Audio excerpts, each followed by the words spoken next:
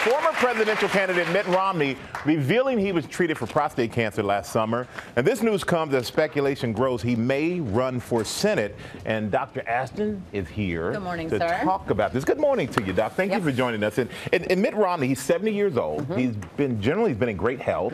So what is the risk of prostate? Who is at risk for prostate cancer and why? Short answer, literally every man. When I was in medical school, Michael, we were taught that if a man lives long enough, almost every man will have at least microscopic evidence of prostate cancer. So the statistics, it affects about 1 in 6 or 7 men. It is more common as men age, so over the age of 65, definitely more common. And there is a range. This is very important. Not all prostate cancer will kill a man. There are slow-growing types and there are very aggressive types. Those at high risk, people with family history, and African-American men typically get affected more often. And generally, they say 40 years old you should start having your prostate exams, or what is the new age now? Well, listen, the screening, this is really the most important thing in the world of prostate cancer. The screening recommendations have changed in the past years, and there has been some controversy with that, like any screening test for cancer, because of the question, is that screening test doing more harm than good? So to be clear, this is a shared decision-making process. It is not one size fits all.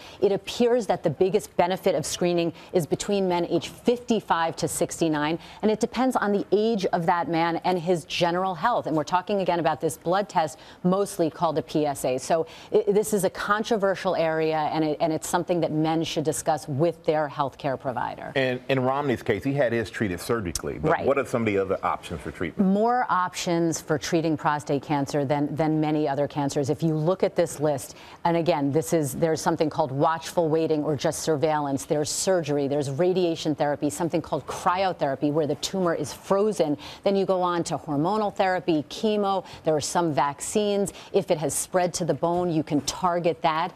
You know, there are a ton of options, and it's really something that the man has to discuss with his surgeon, with his urologist. And it's based on not just the stage or grade of the cancer, but his age and his health. So someone who's 70 may choose a different treatment than someone who's 60. Gotcha. Doc, thank you so much. And the biggest thing is, guys, make sure you go out and you get screened. Well, talk to your doctor. Talk to your doctor. Exactly. All right, Doc, thank you. You bet.